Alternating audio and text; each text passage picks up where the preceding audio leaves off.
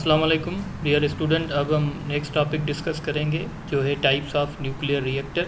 तो nuclear reactor के types हम डिस्कस करेंगे। तो न्यूक्लियर रिएक्टर के बेसिकली दो टाइप्स होते हैं, एक को कहते हैं थर्मल रिएक्टर और दूसरे को कहते हैं फास्ट रिएक्टर्स।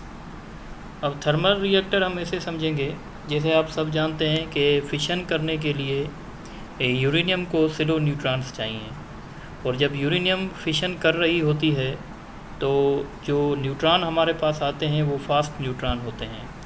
इसका मतलब है कि हमें ऐसे अरेंजमेंट करनी पड़ेगी जिसमें हमारे फास्ट न्यूट्रॉन जो हैं वो स्लो हो जाएं, और जब वो फास्ट न्यूट्रॉन स्लो न्यूट्रॉन होते हैं मॉडरेटर से कोलिजन के दौरान, जैसे वाटर हो गया या जैसे हेवी वाटर हो गया, तो जब ये न्यूट्रॉन मॉडरेटर के साथ कोलाइड करते हैं तो कोलिजन करने के बाद ये जो न्यूट्रॉन्स होते हैं इनकी स्पीड स्लो हो जाती है, और जब इन न्यूट्रॉन की स्पीड स्लो होती है तो हम इनको कहते हैं कि ये थर्मल न्यूट्रॉन्स हैं। थर्मल न्यूट्रॉन का मतलब ये है कि इनकी जो एनर्जी है वो मॉडरेटर के एटम्स की एनर्जी जितनी है, इसलिए इसको थर्मल न्यूट्रॉन्स भी कहा जाता है। थर्मल न्यूट्रॉन्स क्यों कहते हैं, दोबारा सुन लें, क्योंकि जब न्यूट्रॉन स्लो होते हैं तो उनकी स्पीड या उनकी काइनेटिक एनर्जी उतनी हो जाती है जितनी काइनेटिक एनर्जी मॉडरेटर के एटम्स की होती है, इसलिए उन न्यूट्रॉन्स को थर्मल न्यूट्रॉन्स भी कहा जाता है। और इन रिएक्टर्स को, क्योंकि इन रिएक्टर्स में हम स्लो न्यूट्रॉन्स यूज़ करते हैं, इसीलिए इन रिएक्टर्स को थर्मल रिएक्टर कहा जाता है। जैसे मैंने लिखा है, As for fission of uranium 92-235 slow neutrons are required. The neutron generated in fission are fast, hence these neutrons must be slowed down to certain extent by the help of moderator and known as thermal neutron. Why these are known as thermal neutrons? Neutrons whose average kinetic energy is equal to surrounding particles. Surrounding particles means moderator. तो जब हमारे neutron slow हो जाएंगे तो इनकी जो average kinetic energy होगी वो उतनी होगी जितने मॉडरेटर के पार्टिकल्स की हैं, इसीलिए हम इन न्यूट्रॉन्स को थर्मल कहते हैं। In this type of reactor slow neutrons और thermal neutrons are use, that's why known as the thermal reactor. अब याद रखिएगा, थर्मल रिएक्टर में जो यूरेनियम यूज़ होता है या तो नेचुरल यूरेनियम यूज़ होगा या तो इनरिचमेंट यूरेनियम यूज़ होगा। नेचुरल यूरेनियम को हम देख लेते हैं। जो हमें यूरेनियम नेचुरली मिलती है उसमें दो आइसोटोप्स मोस्टली होते हैं। एक उसमें आइसोटोप होता है 92-238 जो कि फर्टाइल मटेरियल है, और दूसरा जो हमारे काम का होता है 92-235 जो कि फिजनेबल आइसोटोप है, फिजाइल है। इसका मतलब है कि इसमें हम नेचुरल यूरेनियम यूज़ करते हैं। और दूसरी बात होती है इनरिचमेंट। इनरिचमेंट का मतलब होता है, जैसे आप देख रहे हैं नेचुरल यूरेनियम में 0.72% है, तो इनरिचमेंट का मतलब होता है कि ये जो यूरेनियम है 92-235 के कंटेंट्स इंक्रीज़ करें। जब हम यूरेनियम में 92-235 के कंटेंट्स इंक्रीज़ करेंगे, इस आइसोटोप्स के इंक्रीज़ करेंगे, तो हम कहेंगे ये इनरिच्ड यूरेनियम है। यानी इनरिच्ड यूरेनियम जो होगा उसमें 92 और 235 के कंटेंट्स जो हैं वो ज़्यादा होंगे, 0.72% से ज़्यादा होंगे। अब हम आगे चलेंगे और अब हम डिस्कस करेंगे फास्ट रिएक्टर। अच्छा, आप देखें, अगर हम नेचुरल यूरेनियम यूज़ करेंगे तो फिर यूरेनियम के जितने भी डिपॉजिट हैं वो जल्दी ख़त्म हो जाएंगे, क्योंकि उसमें हमारे जो काम का आइसोटोप है वो कम है। इसलिए हमने क्या किया है, हमने ऐसे रिएक्टर भी बनाए हैं जो यूरेनियम 92-238 को, जो कि एक किस्म का फर्टाइल मटेरियल है, इस फर्टाइल मटेरियल को फिजाइल मटेरियल में कन्वर्ट करता है। तो ऐसे रिएक्टर जो फर्टाइल मटेरियल को फिजाइल मटेरियल में कन्वर्ट करते हैं उनको ब्रीडर रिएक्टर भी कहा जाता है या उसको फास्ट रिएक्टर भी कहा जाता है। यानी फास्ट रिएक्टर इसलिए बनाया गया है ताकि हम फर्टाइल मटेरियल को फिजाइल मटेरियल में कन्वर्ट कर सकें। These type of reactor mostly use fertile material to convert into fissile material and this reaction is called the breeding reaction. यानी जितने भी फास्ट रिएक्टर होंगे उसके अंदर जो रिएक्शन होगा वो ब्रीडिंग का होगा। ब्रीडिंग मतलब उसमें जो हमारा फर्टाइल मटेरियल होगा वो फिजाइल मटेरियल में कन्वर्ट हो जाएगा। अब यहाँ पे बहुत इंटरेस्टिंग बात यह है कि अगर हम लोग फिजन कराना चाहते हैं तो फिजन हमेशा सिलो न्यूट्रॉन से होती है, पर अगर हम फर्टाइल यानी अगर हम ब्रीडिंग करना चाहते हैं, यानी हम यूरेनियम 92-238 को इंटरेक्ट करवाना चाहते हैं, तो ये हमेशा इंटरेक्ट करता है फास्ट न्यूट्रॉन से, ये कभी भी सिलो न्यूट्रॉन से इंटरेक्ट नहीं कर सकता। इसका मतलब है कि अगर हम किसी भी फर्टाइल मटेरियल को फिजाइल मटेरियल में कन्वर्ट करना चाहेंगे तो हमें फास्ट न्यूट्रॉन्स चाहिए। इसका मतलब ये हुआ कि इन रिएक्टर्स में हम स्लो न्यूट्रॉन यूज़ नहीं कर सकते, फास्ट न्यूट्रॉन यूज़ करेंगे, इसीलिए इसका नाम रखा गया है फास्ट रिएक्टर। फॉर कन्वर्जन, जैसे मैंने लिखा है, for conversion of uranium 92-238 fast neutrons are required, hence such type of reactor are known as the fast reactor. तो मतलब रिएक्टर का जो टाइप है वो बेस्ड है कि हम न्यूट्रॉन किस टाइप का यूज़ कर रहे हैं। दीज रिएक्टर, अच्छा अब ये इसकी इंपॉर्टेंट बात सुन लें, जितने भी फास्ट रिएक्टर होंगे उनके लिए क्या है, these reactor produce more fissile material as compare to they consume, यानी ये जो रिएक्टर्स होते हैं वो स्पेशली डिज़ाइन किए जाते हैं ताकि ये फिजाइल मटेरियल को प्रोड्यूस कर सकें। तो इसलिए हम कहते हैं कि ये जितना फिजाइल मटेरियल कंज्यूम करेंगे उससे ज़्यादा फिजाइल मटेरियल जो है वो प्रोड्यूस करेंगे।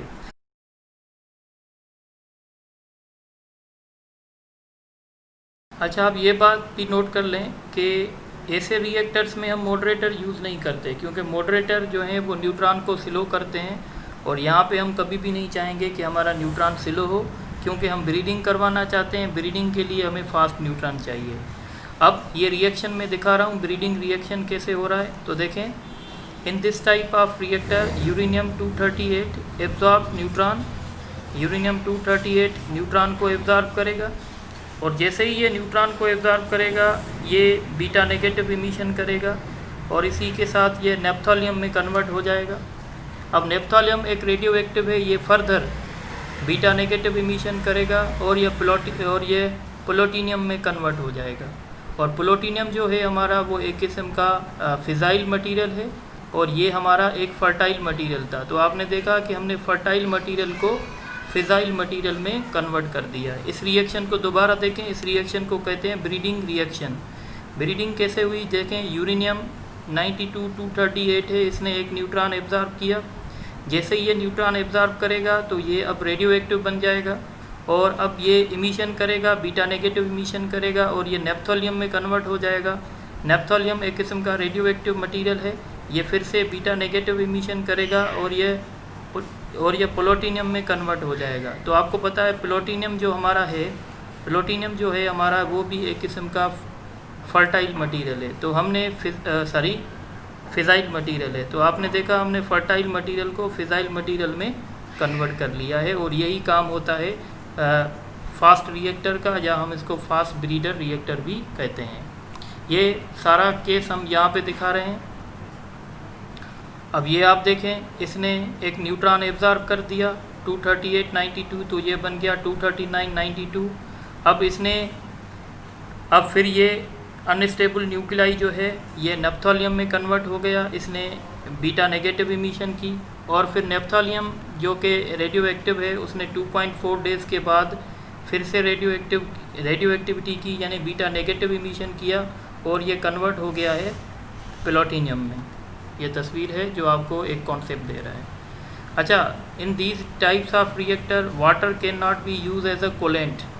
अब वाटर को यहाँ पे हम कूलेंट के तौर पे यूज़ नहीं कर सकते, क्योंकि अगर हम वाटर को एज अ कूलेंट के तौर पे यूज़ करेंगे तो वाटर क्या करेगा, हमारे न्यूट्रॉन्स को स्लो कर देगा, क्योंकि वाटर के पास जो है वो मॉडरेटर की प्रॉपर्टी भी है। हम कभी भी नहीं चाहते कि हमारे न्यूट्रॉन जो हैं स्लो हों, इसी वजह से यहाँ पे जो हम कूलेंट यूज़ करेंगे वो लिक्विड मेटल करेंगे।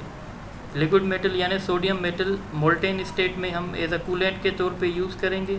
इसीलिए हम इस रिएक्टर का नाम ऐसे भी रख सकते हैं कि फास्ट ब्रीडर, या हम इस रिएक्टर को ऐसे भी कह सकते हैं LMFBR, यानी liquid metal fast breeder reactor, जैसे लिखा हुआ है liquid metal fast breeder reactor. तो याद रखिएगा कि जो भी हमारे फास्ट रिएक्टर्स होंगे उसमें हम वाटर को एज अ कोलेंट के तौर पे यूज़ नहीं कर सकते। वो इसलिए कि अगर हम वाटर को एज अ कोलेंट के तौर पे यूज़ करेंगे तो हमारे न्यूट्रॉन स्लो हो जाएंगे, और न्यूट्रॉन जब स्लो हो जाएंगे तो ब्रीडिंग नहीं हो पाएगी। अच्छा, आप यहाँ लास्ट में देख लें application of nuclear reactor. Nuclear reactor की कौन सी एप्लीकेशन है? Number 1, source of neutron. देखें, न्यूक्लियर रिएक्टर में फिजन हो रही है और आपको पता है कि अगर हम एक न्यूट्रॉन दे रहे हैं तो हमारे पास 3 न्यूट्रॉन्स आ रहे हैं, तो इसलिए हम कह सकते हैं ये सोर्स ऑफ न्यूट्रॉन हो सकता है। ये रिसर्च पर्पस के लिए यूज़ कर सकते हैं। ये it is use in medicine treat of cancer by producing radio active isotopes. Reactor के अंदर हम रेडियो एक्टिव आइसोटोप्स प्रोड्यूस कर सकते हैं जो कैंसर की ट्रीटमेंट के लिए यूज़ हो सकते हैं। सबसे जो इम्पोर्टेंट यूज़ है वो है एनर्जी पर्पस। एनर्जी पर्पस यानी ये न्यूक्लियर पावर प्लांट में यूज़ होते हैं। वो कंसेप्चुअल डायग्राम हम आपको यहाँ देंगे। ये एक किस्म का न्यूक्लियर रिएक्टर है। इस न्यूक्लियर रिएक्टर के अंदर फिशन हो रही है और हीट जनरेट हो रही है, और यहाँ पे हमने वाटर एज अ कूलेंट के तौर पे यूज़ किया है। वाटर क्या कर रहा है, यहाँ से रिएक्टर से सर्कुलेट होकर बॉयलर में आ रहा है। जैसे ही ये रिएक्टर में जाएगा तो ये यहाँ पे जितनी भी हीट बन रही है वो सारी एक्सट्रैक्ट करके आएगा। जब ये सारी हीट एक्सट्रैक्ट करके आएगा तो ये इस ट्यूब्स में फ़िलो होगा। इस ट्यूब्स में जब फ़िलो होगा तो यहाँ पे दूसरा एक वाटर होगा बॉयलर में, और उस हीट एक्सचेंज की वजह से ये जो बॉयलर वाला वाटर है वो स्टीम में कन्वर्ट हो जाएगा, और फाइनली ये स्टीम टरबाइन को आके हिट करेगी। और जैसे ही ये स्टीम टरबाइन को हिट करेगी तो टरबाइन के साथ जनरेटर लगा हुआ है और वहाँ से इलेक्ट्रिसिटी जो है प्रोड्यूस हो जाएगी। दोबारा देखें, ये एक किस्म का रिएक्टर है। इस रिएक्टर के अंदर फिजन हो रही है और हीट जनरेट हो रही है। यहाँ से हमने वाटर को पास करवाया है। ये वाटर एज अ कूलेंट है। ये क्या करेगा, रिएक्टर की सारी हीट लेकर बॉयलर के पास आ जाएगा, इस ट्यूब्स में फ़िलो होगा, और बाहर दूसरा एक वाटर है। तो ये हॉट वाटर की वजह से बॉयलर में जो वाटर है वो स्टीम में कन्वर्ट हो जाएगा, और स्टीम इस टरबाइन को हिट करेगी, और जैसे ही ये टरबाइन को हिट करेगी तो टरबाइन मूव करेगी, इसके साथ जनरेटर लगा होगा और इलेक्ट्रिसिटी बन जाएगी। अब ये स्टीम हिट करके दोबारा यहाँ पे कंडेंसर लगा हुआ है, फिर दोबारा स्टीम आपकी वाटर में कन्वर्ट हो जाएगी और फिर से ये बॉयलर में आएगी, और बॉयलर में जैसे आएगी तो कूलेंट की वजह से ये दोबारा वाटर स्टीम में कन्वर्ट हो जाएगा, और इस तरीके से ये काम जो है चलता रहेगा। तो ये इसकी एप्लीकेशन है। तो इंशाल्लाह बाकी हमारा एक टॉपिक रहता है न्यूक्लियर फ्यूजन, वो हम नेक्स्ट क्लास में करेंगे, और इस लेक्चर के मुतालिक हम MCQs भी आपको नेक्स्ट क्लास में देंगे।